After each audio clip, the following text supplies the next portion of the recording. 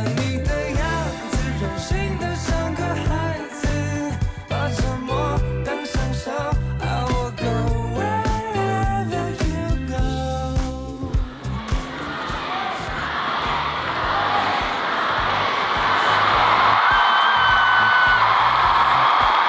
我还不回家？怎么样？你们想好我们被罚钱对不对？今天有1万人嘛，如果罚100万，还好啊，一个人出100。大家都没有离开啊。对啊，我们原本的设定就是1万小时之后就是一个真正的结束了，对，新的起点了。但就真的大家把它当成真正的起点，大家都不走，差点要再去唱第3次。对。好喜欢你的样子，想给你我家钥匙。我们是一个整合者，把所有人的东西整合起来，包括唱片公司，然后艺人、制作方，然后还有我们所有制作团队的东西整合起来，这样。我主要前期的话是跟导演一起做节目的发想，然后到现场的话，主要就是台上的 stage， 然后是带宇宙人的角色。的角色就是每次艺人他们如果要上升降，或者是有机关要动的话，我们通常都会看一下说，这个升降有没有顺利的，比如说升上去，或者是降下来，马达链条它有没有松掉啊？现在安不安全，可不可以动？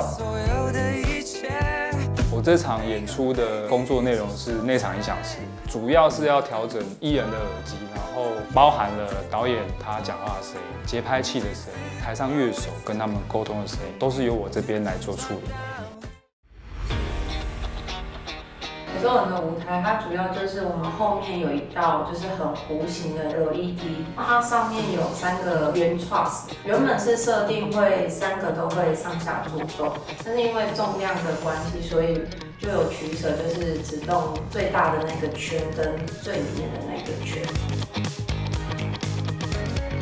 因为倾斜这个动作，其实如果你重量太重的话，它其实会比较危险。那我们就讨论，就是可不可以把那个比较大的圈分成为4等份，那这样也可以保有上下做动，然后有倾斜。当然现场你要把它拼成一个圆，就是有花比较多的时间在调整这个角度的东西，让大家的视觉就是觉得它是一个完整的圆。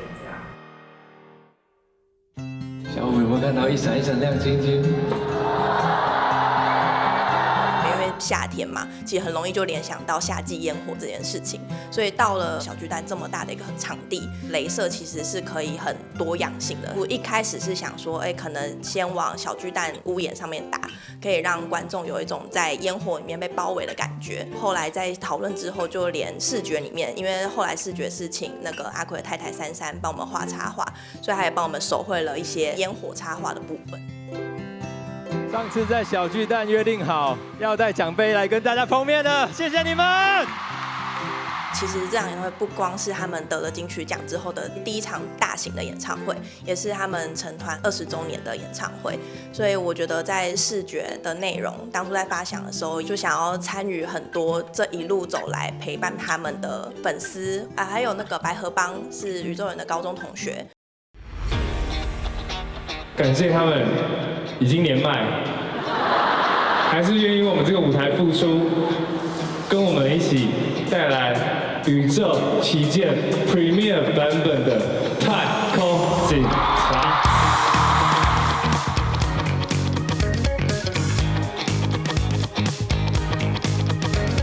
在宇宙人的表演里面，他很吃 life。所以我们也不希望说后面的那些动画是真的是人画出来的，我们就开始讨论说，有一个动捕的技术，然后可以把白河帮的动作捕捉下来。那我们自己开玩笑，就是说我们把白河帮的灵魂抓下来以后，放到这个视讯里面。蛮有趣的是，我们一开始先找了雨信老师来帮我们做一次测试，跳完以后，那我们就觉得很棒，就其实没有我们一开始想象的问题，就可能例如说他的霹雳舞脚可能会跟不上，所以我们觉得那应该稳了。就在正式拍摄的前一天，老师就突然身体不适，所以就临阵的找了别的老师过来。他说他是生病，我不确定是不是因为上度假还是确诊。我去的时候，工作人员就跟我说我们要换装了，然后是全身紧身，全部人都站着看着我。有空调。那我跳了一次之后就坏掉了，所以这让我觉得很放松，这又回到穿戴式。我们这次合作的动捕单位也是第一次跟演唱会单位合作。他们早期在做这个动捕的时候，他们其实都是跟现代舞的舞者合作，动作又相对比较优雅。我们的老师的动态太激烈了，对他们来说都是一个蛮挑战他们技术的舞蹈啦。因为可能有时候会有穿模的问题，有些需要击掌的动作，它不能真的手碰到，因为它真的手碰到之后，它其实画面也会变这样，会错位，所以就中间需要有一些适应的过程。但后来还是顺利的拍完了啦。我本来拍那个压力很大，因为我很怕就是大家都在等我，我跳错大家就重拍，我很怕是这样。对，然后今天在排练的时候看到我的身体在舞台上，觉得很感动，那都是我。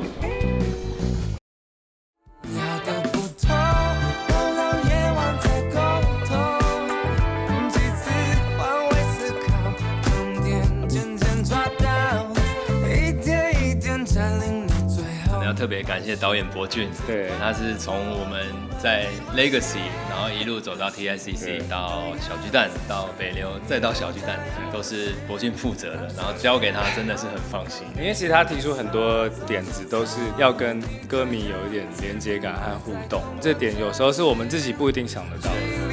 其实你们在台上，我觉得真的很松，然后很舒服，观众就是被你们操作，所以就很在那边，他们真的很可爱。小玉相对就是一个很浪漫的主唱，会想要跟观众谈恋爱，或是会要撩观众啊之类的事情。我们终于见面了，我们终于在4年之后又见面了。让我听一下1万多人的声音，好不好 ？Come on！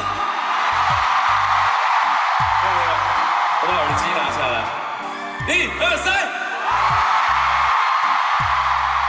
小玉他很常就是把耳机拿下来，他说他很想要学老艺人，就是完全不戴耳机这样唱歌，但他就会听不到导演说话。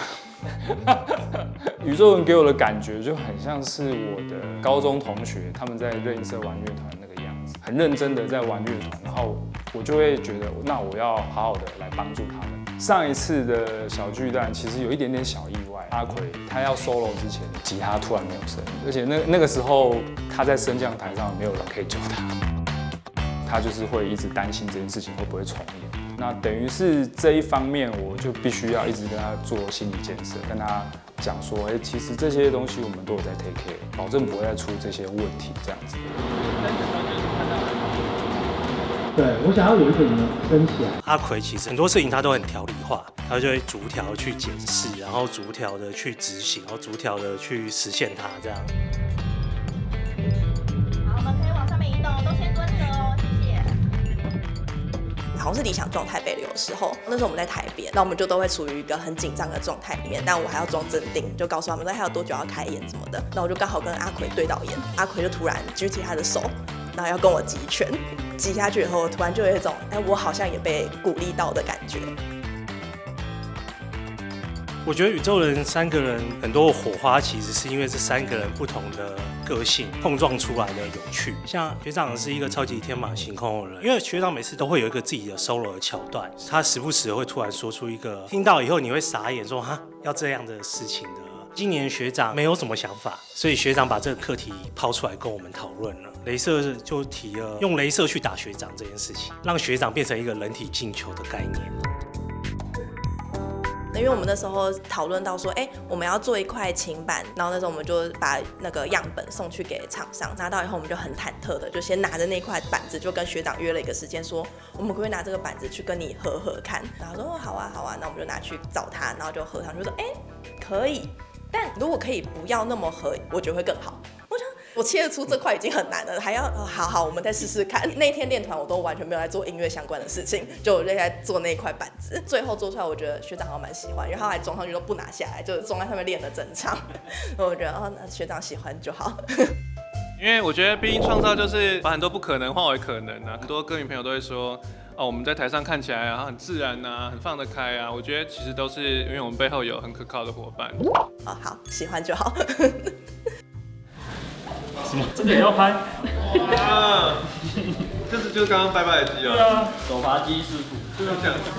你很专业。对啊，我们把他们都在自己的东西。